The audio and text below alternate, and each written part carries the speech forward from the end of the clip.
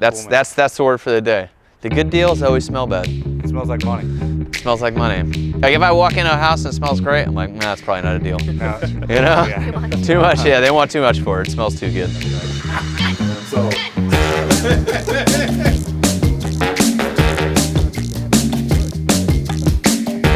What's happening? What's up, man? Going.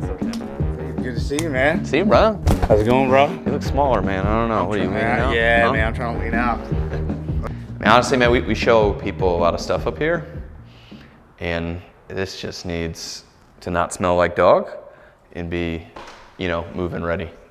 And I don't think you're too far from not smelling like dog and moving ready, and so I think you'll get a pretty good return. That corner's tough, but everything else looks fine. I don't know, man. It's not worth replacing the whole thing just for that little bit. Let me send this to you, one of my guys, and see what he says. Woo! Yeah. Yeah, that dog was living. Dude, it's another tough one, man. You're at 150, which I like. So this is one of the lower price neighborhoods for this area. So being at 210 for a house in this area is pretty good. Look, we always go over, right? Like let's always run like, let's run 10 and let's run selling it for like 205 with 5K in closing costs or something, right? The seller always says there's no issues with the foundation. My opinion,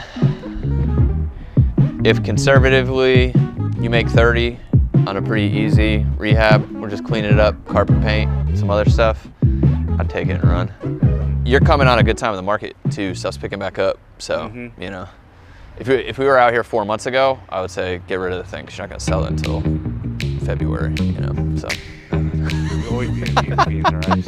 All right, we gotta get out of here. Not bad, it stinks, but you know, good houses always stink. Yeah. All right, man. Always good to see you, brother. Absolutely. Yeah. Brandon, I'll be in touch, man. Sounds good, see man. you.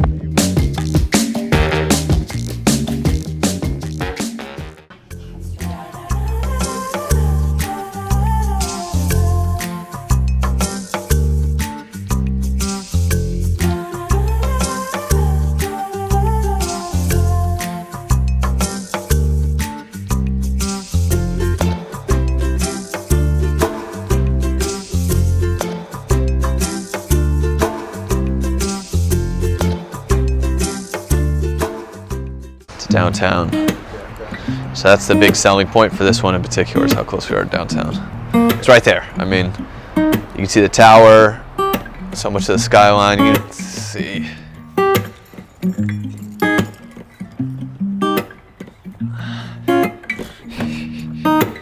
Always, man, that's the sign of a good job site.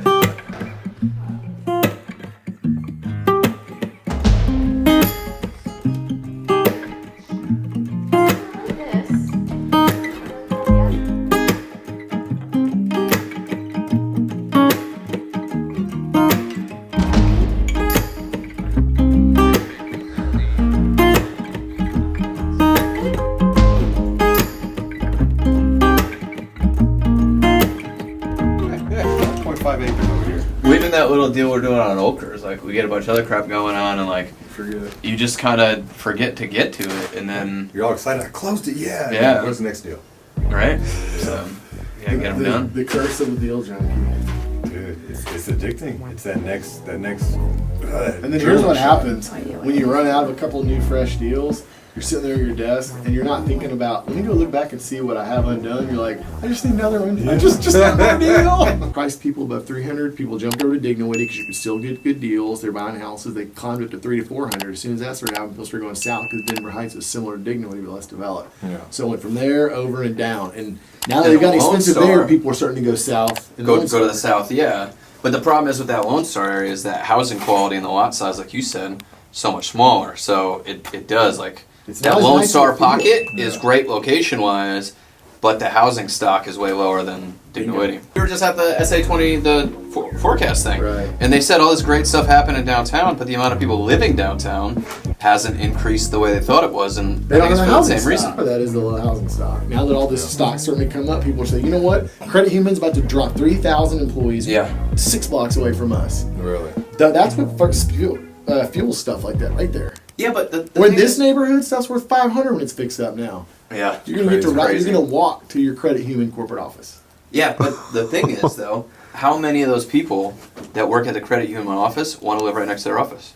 There's only so many buyers that are trying to live that downtown lifestyle. You know? Exactly. So what can I help you with, Mr. Whitman? I'm going to start doing a lot of interviews. So you and I should do one of those. Well, you should get my lovely wife to do it, but she won't do it if I ask her to do it. So you'll have to.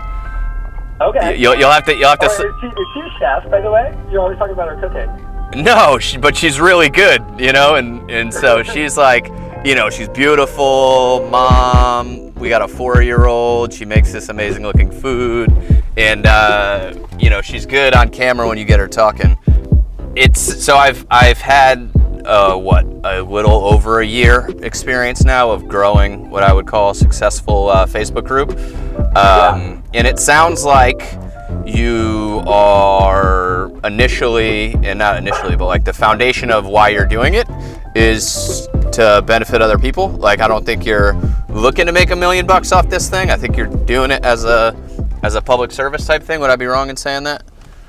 Yeah, you know, I would say like the value I get back is kind of continuing to create, you know, my persona in the public eye. Yeah. So that when people are researching me on the show, this is what they see about me and learn about me. Yeah, for sure. And so, I think one of the reasons why our group has done so well is because it's a community and it's just driven by people getting better and improving, and we're not selling anything.